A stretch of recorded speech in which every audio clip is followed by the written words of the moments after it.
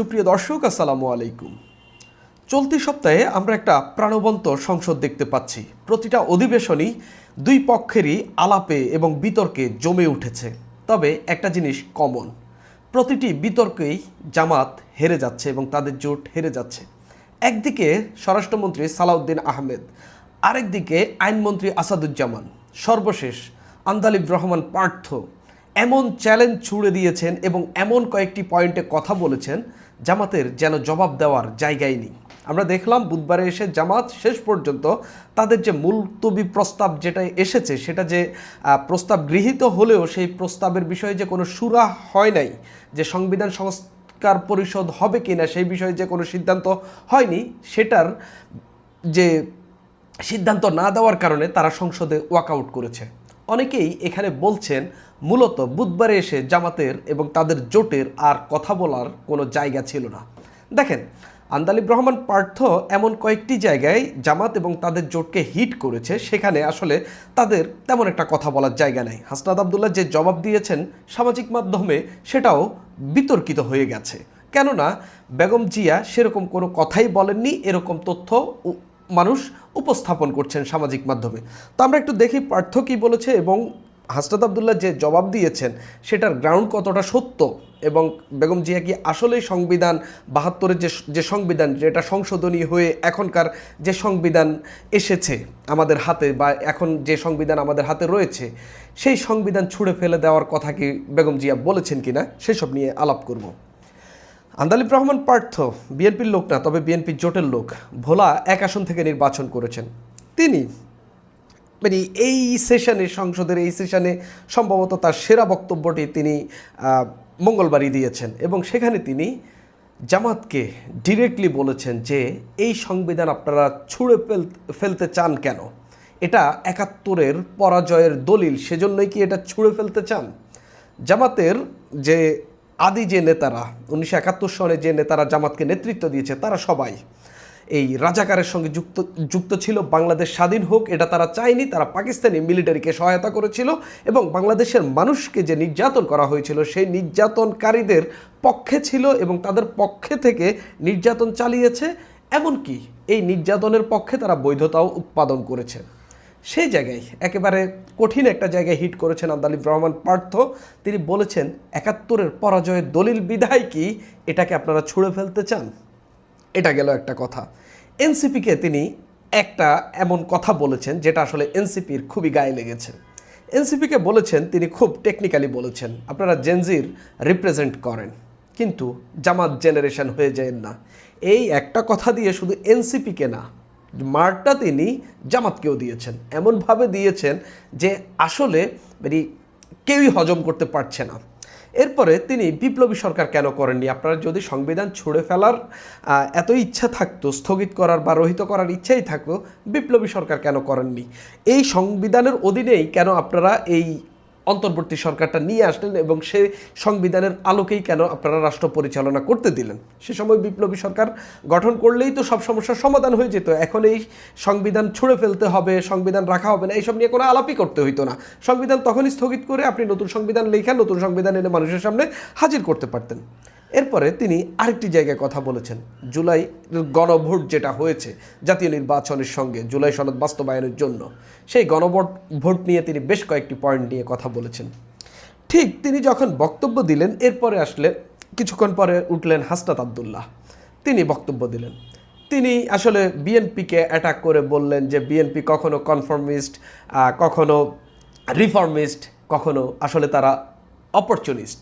অর্থাৎ বিএনপি সংস্কার রাজনীতি এটার পক্ষে কখনো কখনো থাকে, বাস্তবে তারা হচ্ছে সুবিধাবাদী বা সুযোগবাদী, এরকমটাই তিনি বিএনপিকে বলার চেষ্টা করছেন। কেননা তারা নির্বাচনের আগে গণভোটের পক্ষে ছিল, এখন গণভোটের যে রায় সেটার পক্ষে নেই। হাসনাত আবদুল্লাহ এই জায়গাটাতে কথা বলেছেন।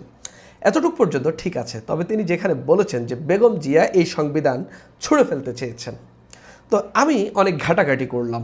অনেকেই এটা নিয়ে সোশ্যাল মিডিয়াতে লেখালেখি করছেন, অনেকে অনেকের মতো উপস্থাপন করছেন, যে যার মতো করে পারছেন তথ্য উপাত্ত দিচ্ছেন। বিএনপির অনেক লোকেরা যারা পার্লামেন্ট মেম্বার না, এরকম বিএনপির দলীয় নেতা বা ছাত্র দলের অনেক নেতাকর্মী এসব নিয়ে লেখালেখি করছেন। তো আমি অনেক ঘাটাঘাটি করলাম, বিডি নিউজের একটা রিপোর্ট পাইলাম। তবে বেগম জিয়ার এই বক্তব্যও পেয়েছি যে তিনি বলেছেন যে জনগণের সরকার স্থাপিত হলে, প্রতিষ্ঠিত হলে এই সংবিধান ছুঁড়ে ফেলা হবে। তবে পাশাপাশি খালেদা জিয়ার এরকম একটা বক্তব্য পেয়েছি, জামাত একটা বেঈমান, জামাত একটা মুনাফিক। তাহলে বেগম জিয়া যদি মানে এখন তো তারেক রহমানকে আক্রমণ করার জন্য বা বর্তমান বিএনপিকে আক্রমণ করার জন্য বেগম জিয়াকে আঁকড়ে ধরছে জামাত, এটা দীর্ঘদিন ধরে পিনাকি থেকে শুরু করে অনেকেই এই স্ট্র্যাটেজি ফলো করছেন যে বেগম জিয়াকে মাথার উপরে রেখে তারেক রহমানকে আক্রমণ করবে, বা বিএনপির বর্তমান যে নেতৃত্ব আছে বা বর্তমান যে কাঠামো আছে বা বর্তমান যারা আছে তাদেরকে আক্রমণ করবে, কিন্তু বেগম জিয়াকে শ্রদ্ধা করবে। অর্থাৎ তারা একসঙ্গে মানে এমনভাবে করতে যাচ্ছে যাতে সাপও মরে লাঠিও না ভাঙে, এরকম একটা বিষয় আর কি। যে আমরা ওই অনেকে আওয়ামী লীগের আমলে দেখতাম না যে আওয়ামী লীগ শেখ হাসিনাকে অপছন্দ করতো, কিন্তু ওই শেখ হাসিনাকে যে অপছন্দ করতো এটা মাঝে মধ্যে ইনিয়ে বিনিয়ে বলার চেষ্টা করলেও বঙ্গবন্ধুকে সে হচ্ছে পীর মানত বা হচ্ছে বঙ্গবন্ধুকে সে সব কিছুর ঊর্ধ্বে মনে করে, এরকম করে বলতেন। তো ঠিক একই ফর্মুলাতে এখন জামাত এবং তাদের মঠ বাহিনী বলেন, তাদের জোটের লোকজনও কিন্তু এই একই ফর্মুলাতে আগাচ্ছেন। তো বেগম জিয়া যদি বলেছেন, আমি স্পষ্টত ভিডিও পেয়েছি, আপনারা চাইলে আমি লিঙ্ক কমেন্টেও দিতে পারি, তিনি বলেছেন সংবিধান তিনি ছুঁড়ে ফেলবেন। এরপরেই তিনি একটা সংবাদ সম্মেলন করেছেন, সেই সংবাদ সম্মেলনে তিনি স্পষ্টত তিনি বলেছেন, এটা সম্ভবত তার যে ওই সংবিধান ছুঁড়ে ফেলার যে বিএনপি সমাবেশের যে বক্তব্য, সেই বক্তব্য সম্ভবত তিনি কারেকশন দিয়েছেন। ওই সমাবেশের কয়েকদিন পরেই তিনি একটা সংবাদ সম্মেলন করেন, সেখানে তিনি বলেছেন আওয়ামী লীগ সরকার ক্ষমতায় বসে পঞ্চদশ সংশোধনী এবং ষষ্ঠদশ সংশোধনীর মধ্য দিয়ে তারা মূলত একটা অটোক্রেসি তৈরি করছে। এখানে তারা তত্ত্বাবধায়ক যে ব্যবস্থা সেটা বিলোপ করেছে এবং বিচারপতিদের যে অপসারণ সেটা সংসদের হাতে নিয়ে গেছে।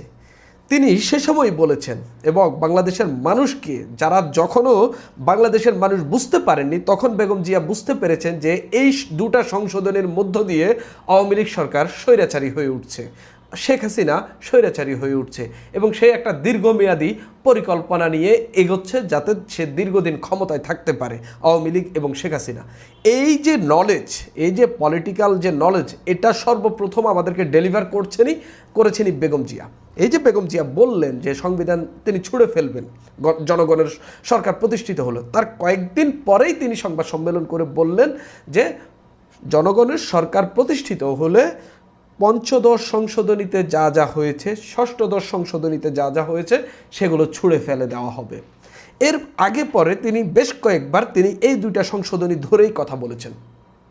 আমরা জানি পঞ্চদশ সংশোধনী 2011 সালে হয়েছে এবং ষষ্ঠদশ সংশোধনীটা 2014 সালে হয়েছে। অর্থাৎ আওয়ামী লীগ 2008 সালে যখন ক্ষমতায় যেতে এর 2 বছর পরে 2011 সালে একটা সংশোধনী আনে, আর 2014 সালে যখন বিনা প্রতিদ্বন্দ্বিতা নির্বাচন তারা করে তখন তারা আরেকটি সংশোধনী আনে।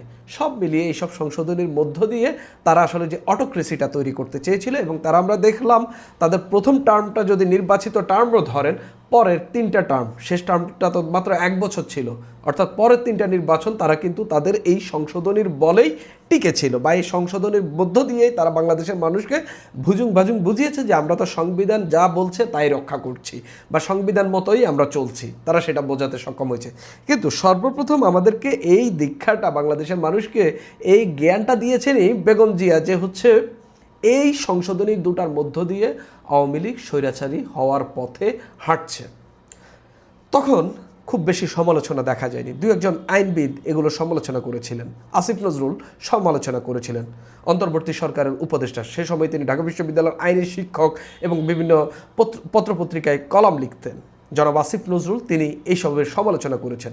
আরও বেশ কয়েকজনকে আমি সেই সময় দেখেছি, তখন আমরা খুব পত্রিকা পড়তাম, বাসায় পত্রিকা এনে পত্রিকা পড়তাম, এগুলোর আমরা ব্যাপক সমালোচনা দেখেছি। তবে বাস্তবিক অর্থে রাজনৈতিক সমালোচনা যদি আমরা সবার আগে কারো থেকে দেখি সেটা বেগম জিয়া করেছেন এবং তিনি আমাদের সামনে এনেছেন এবং তিনি স্পষ্টত বলেছেন তিনি যদি এই সংবিধানের অধীনেও যদি কখনো ক্ষমতায় আসেন, তিনি এই সংশোধনী তার উপকারে লাগলেও তার সরকারকেও দীর্ঘদিন ক্ষমতায় রাখতে কিন্তু এটা সহায়তা করতো, কিন্তু তিনি বললেন এই সংশোধনীগুলো ছুঁড়ে ফেলবেন।